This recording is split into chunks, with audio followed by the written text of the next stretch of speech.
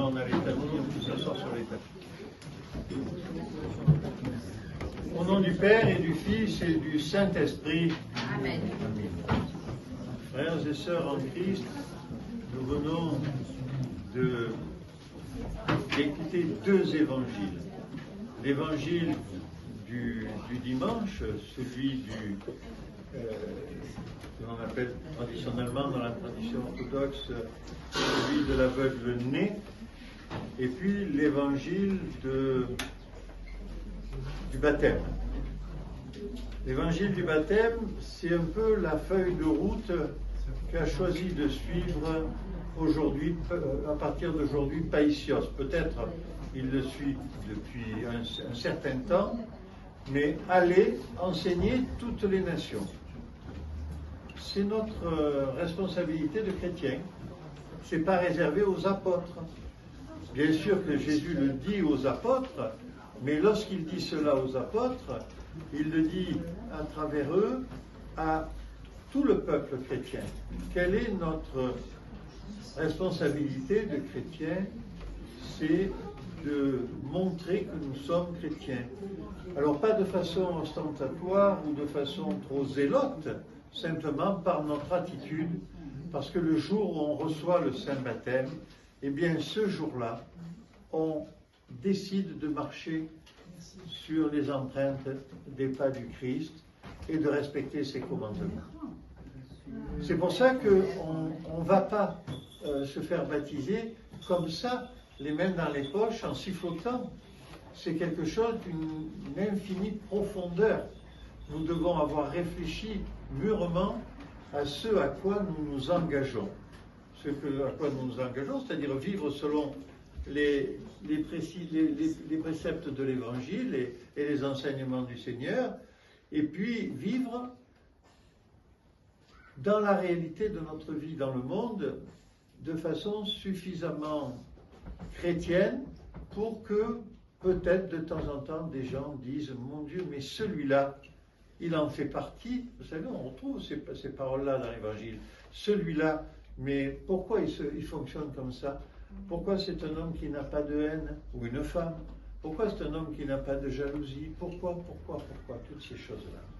Eh bien, effectivement, c'est le chemin qu'a choisi aujourd'hui Païsios. Alors, c'est lui qui a choisi le prénom, et il a mis en le choisissant la barre assez haute.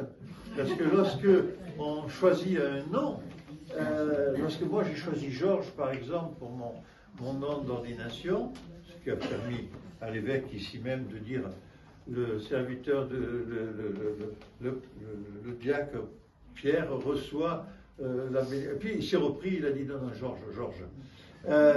Bon, Georges, pourquoi j'ai choisi Georges? Parce que Saint Georges, le grand, au mégalo, il est ferme dans ses convictions, il va de l'avant, il fonce. Il y a un dragon, il n'y a rien qui lui fait peur. Hein?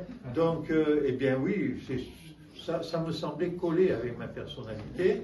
Donc toi, tu as lu les paroles de Païsios, je sais, dans les deux livres principaux qui sont publiés à l'édition de l'Âge d'Homme, et ça t'a paru un beau challenge à mettre en perspective. Et c'est comme ça que nous devons le vivre. On ne va pas arriver à tout atteindre comme objectif, à avoir cette infinie sagesse, ce discernement, ce don un peu prophétique de lire dans la vie des gens et de leur parler de comment ils doivent diriger leur vie. Mais on peut essayer avec beaucoup de modestie et sans, pardon, j'emploie une expression qui n'est, sans se la jouer, simplement parce que c'est notre cœur qui nous guide. Et puis nous avons entendu l'évangile du jour. Alors l'évangile du jour, on est dans la période après Pâques, et nous lisons des choses extraordinaires. Bon, la conversion et la métanoïa de la Samaritaine, qui était une femme qui avait une vie un peu libre, on va dire, et qui, en rencontrant Dieu, reçoit l'eau qui, lorsqu'on la boit, fait qu'on n'a plus jamais soif. Mais on a, en d'autres moments, entendu parler de la guérison du paralytique, et aujourd'hui, de la guérison de l'aveugle-né. Quelqu'un qui est né aveugle, on sait qu'il est né aveugle. Et dans ces temps-là, en Palestine, là-bas, tout ce qui est lié à un handicap est toujours quelque chose de très lourd à porter. D'abord parce qu'il n'y a pas l'allocation adulte handicapé, hein, par exemple. Ça n'existe pas à l'époque. Ça n'existe pas partout d'ailleurs, hein, mais ça existe en France. C'est un minimum qui permet au moins de survivre.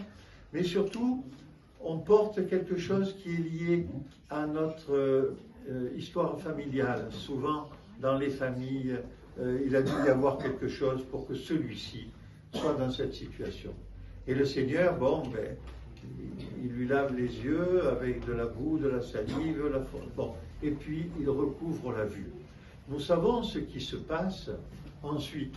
Il y en a plein qui vont dire qu'il n'avait pas le droit pour qui il se prend celui-là qui, au nom de Dieu, guérit, pourquoi il guérit un jour, on n'a pas le droit de le faire, etc., etc.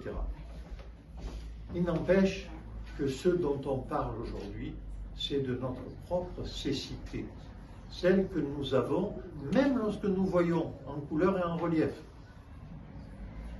avec une vision, je ne sais plus comment on l'appelle, hein, mais enfin, dans tous les sens. C'est Père Henri, le spécialiste des yeux.